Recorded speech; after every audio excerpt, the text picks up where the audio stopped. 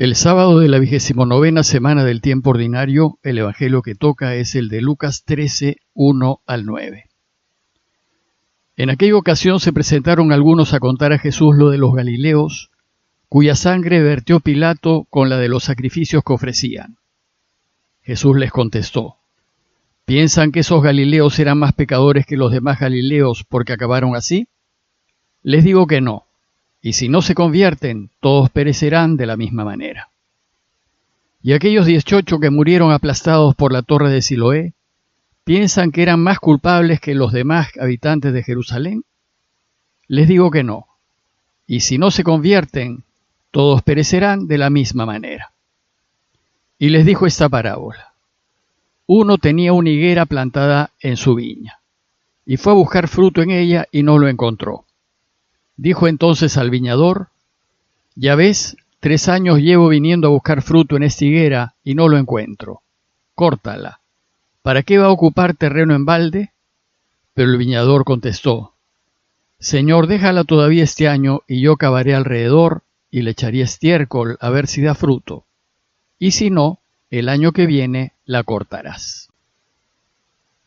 El relato que acabamos de escuchar retoma el tema de la conversión, la reconciliación y la vuelta a Dios con el que terminamos el relato anterior. Como no sabemos cuándo vendrá el Señor, urge volvernos a Él, convertirnos y tenerlo todo en orden. Y un paso importante en este deseo de reordenarnos es reconciliarnos con aquellos a quienes hemos ofendido, pues cuando nos reconciliamos con nuestros hermanos, nos reconciliamos con Dios. La urgencia se debe a que no sabemos ni el día ni la hora en que vendrá el Señor. Para invitarnos a reflexionar en la necesidad de convertirnos, el relato de hoy tiene 2 partes. Una primera parte en donde Jesús alude a 2 acontecimientos que sucedieron y que su público conocía muy bien.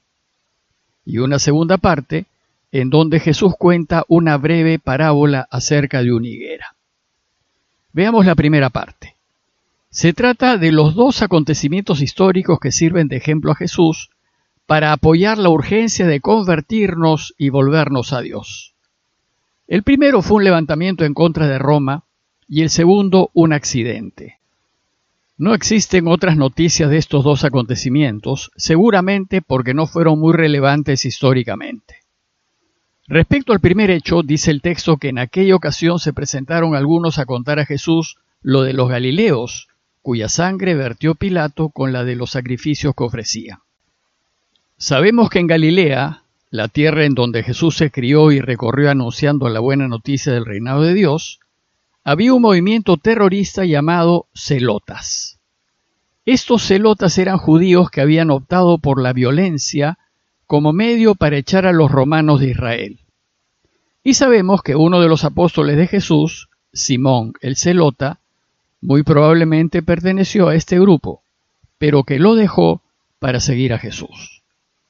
Debido a las diferencias de fuerzas entre zelotas y romanos, la oposición zelota fue de tipo terrorista: sabotajes, asesinatos selectivos, ataques intempestivos e imprevisibles. La motivación de los zelotas era religiosa. Ellos se levantaban con violencia contra los romanos en nombre de Dios, pues estos últimos estaban atentando contra el santo pueblo de Dios. Desgraciadamente, aún hoy, hay gente que utiliza a Dios para apoyar sus causas particulares, que muchas veces son contrarias a la esencia de Dios, que es el amor, el perdón y la paz. Es de suponer que a los zelotas no les debió agradar Jesús, pues su anuncio de amar a los enemigos y de buscar la paz, la reconciliación y el perdón iba claramente en contra de los objetivos de este movimiento terrorista. Algunos incluso proponen, y esta es solo una hipótesis teológica, que Judas pudo haber pertenecido a este movimiento y por eso no dudó en traicionarlo, pues Jesús era un claro obstáculo para la causa zelota. Pero si bien la hipótesis suena razonable, no se la puede comprobar, es solo una hipótesis y no se sabe. El texto de hoy nos dice que unos le fueron a contar a Jesús que Pilatos aplazó un levantamiento de galileos, aludiendo así a los zelotas, y que mezcló su sangre con los sacrificios que ofrecían. La sangre alude a la masacre que debió llevar a cabo Pilatos, y la mención de los sacrificios que ofrecían alude a la religiosidad fanática de los celotas. Jesús entonces aprovecha este incidente para enseñarnos diciendo: ¿piensan que esos galileos eran más pecadores que los demás galileos porque acabaron así? ¿Creen ustedes que porque la muerte de esos galileos fue terrible, ellos debieron ser más pecadores? Y peor aún, ¿acaso piensan que la muerte de estas personas es un castigo divino? Jesús nos enseña que no hay relación entre el modo de morir y la culpabilidad de quien muere. No hay relación entre falta y calamidad, como tampoco la hay entre enfermedad y delito. A veces se escucha decir que la pandemia, el SIDA u otra enfermedad que aparece se debe al pecado de la gente. Aquí Jesús nos enseña claramente que no es así. Un ejemplo fue su propia muerte, una muerte terrible en la cruz, lo que no significa que Jesús haya sido un pecador. Lo que sí es cierto es que quien libremente no vuelve a Dios, libremente se alejará de Él. Y si se aleja definitivamente, a ese vivir para siempre sin Dios, se le llama infierno. Por eso, si piensan que una muerte cruenta indica que el muerto fue más pecador, les digo que no, dice Jesús. Pero si no se convierten, todos morirán de la misma manera. Lo que sí sucede es que las calamidades públicas, que a veces se deben a decisiones mal tomadas, nos ayudan a reflexionar en la necesidad de volvernos a Dios. Jesús entonces trae a colación un segundo hecho, un accidente que sucedió en Siloé, y les dice: ¿y aquellos 18 que murieron aplastados por la torre de Siloé? Siloé era un importante estanque o reservorio de agua de la ciudad de Jerusalén. El estanque y el acueducto los mandó construir el rey Ezequías varios siglos antes. Y parece que en tiempos de Jesús una torre se desplomó y mató a 18 personas. Jesús les recuerda ese accidente para enseñarles que la manera de morir no es señal de culpabilidad de quien fallece. Y por eso les dice: ¿acaso piensan que los que murieron eran más culpables que los demás habitantes de Jerusalén?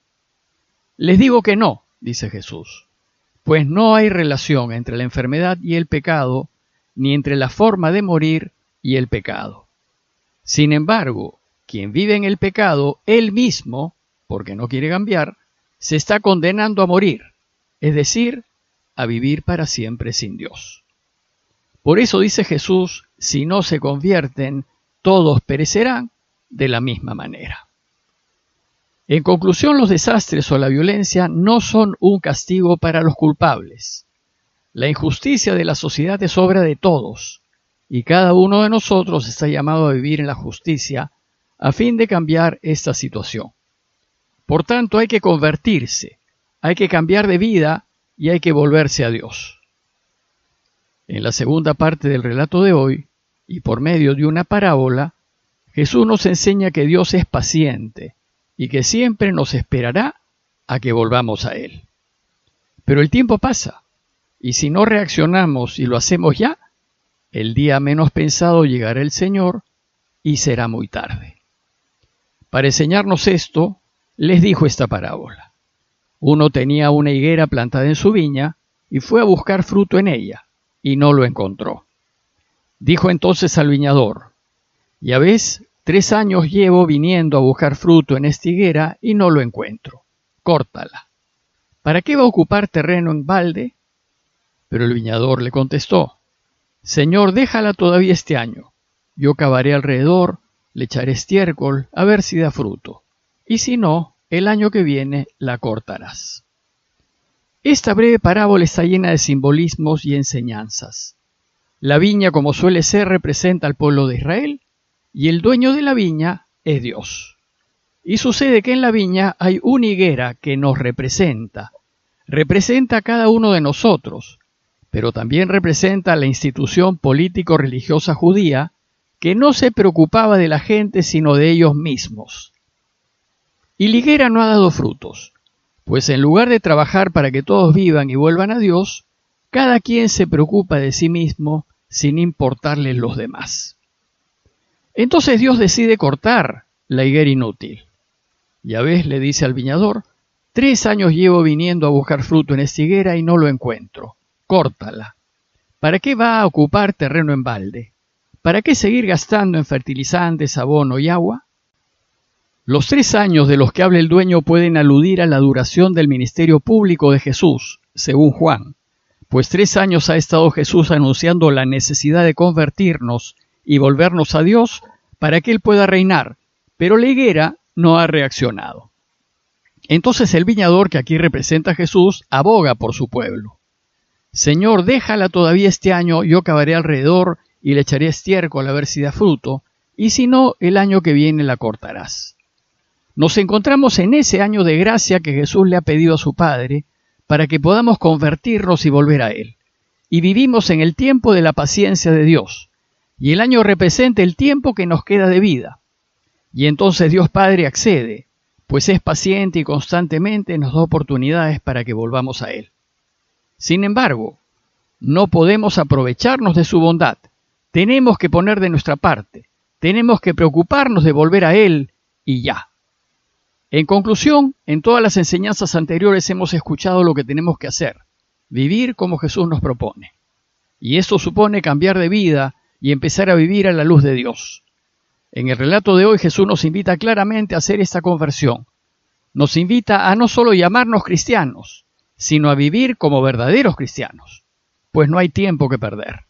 Si lo hacemos, lo que nos quede de vida se verá iluminado y después volveremos a Él. Pidámosle pues a Dios por la conversión del mundo, empezando por nosotros mismos, para que así Él pueda reinar definitivamente.